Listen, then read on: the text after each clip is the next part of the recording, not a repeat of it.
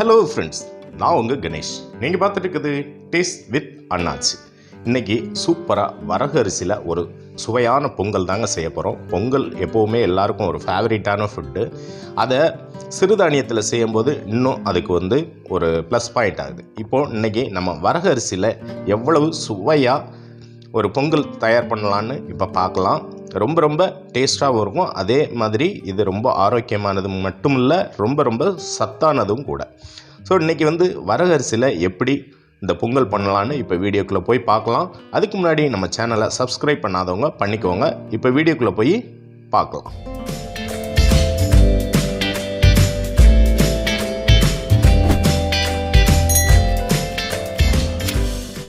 Okay friends, நான் இன்றைக்கி வரகரிசியில் ஒரு 250 கிராம் மட்டும் எடுத்திருக்கேன். இது 1/2 கிலோ பாக்கெட்டு.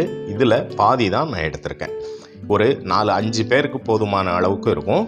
250 கிராம் வரகரிசியை நம்ம இப்போ எடுத்துக்கலாம். இதுதாங்க வரகரிசி. குட்டியாக இருக்கும். ரொம்ப டேஸ்டானது. அதை 1 டம்ளர் நான் எடுத்திருக்கேன். இது 250 கிராம். அதே அளவு டம்ளரில் நான் பாதி அளவு 125 கிராம், அதாவது கிராம் கணக்கில் பருப்பு எடுத்திருக்கேன். இது ரெண்டும் இப்போ நம்ம அலசி சுத்தம் பண்ணிடலாம். ஒரு 2 அல்லது 3 டைம் நல்லா தண்ணி விட்டு அலசி எடுத்துக்கோங்க. அதே மாதிரி பருப்பவும் நம்ம சுத்தம் பண்ணி எடுத்துக்கலாம். இப்போது ஒரு குக்கரை எடுத்துகிட்டு குக்கரில் நம்ம கழுவி சுத்தம் பண்ண வரகரிசியை சேர்த்துக்கோங்க. கூடையே பருப்பும் சேர்த்துக்கோங்க. இப்போது இதுக்கு தண்ணி நம்ம எந்த டம்ளர்ட்டு நம்ம அரிசியை அளந்தோமோ அதே டம்ளர்ட்டு 3 டம்ளர் வைங்க. அதாவது அரிசி 1 பங்கு, அதுக்கு 3 டம்ளர், பருப்புக்கு 1/2 பங்கு, அப்படிங்கிற கணக்கில் 3 பங்கு நான் தண்ணி வைக்கிறேன். இது சரியாக இருக்கும், பர்ஃபெக்டாக இருக்கும். தண்ணி ஊற்றி நல்லா கலந்து விட்டுக்கோங்க. இந்த பொங்கலுக்கு தேவையான உப்பு இதில் சேர்த்துக்கலாம். அப்புறமா ஒரு 1/4 டீஸ்பூன் சீரகத்தை எடுத்துக்கோங்க.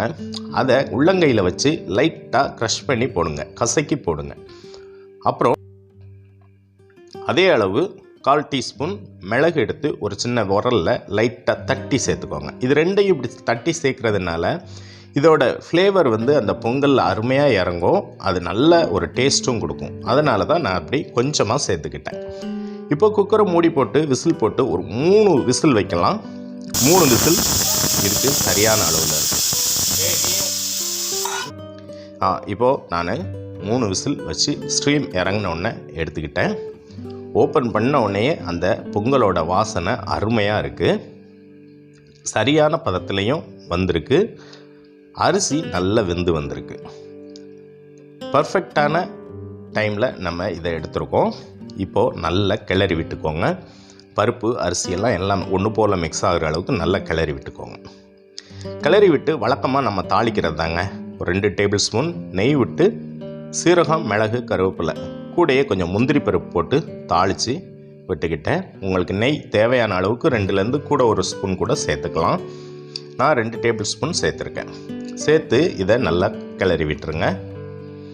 நல்லா கலந்து விட்டுருங்க. இது சூடாக இருக்கிறதுனால உங்களுக்கு கட்டியாக இருக்கிற மாதிரி தெரியும். லைட்டாக ஆறும்போது அது ரொம்ப அருமையான பதத்தில் இருக்கும்.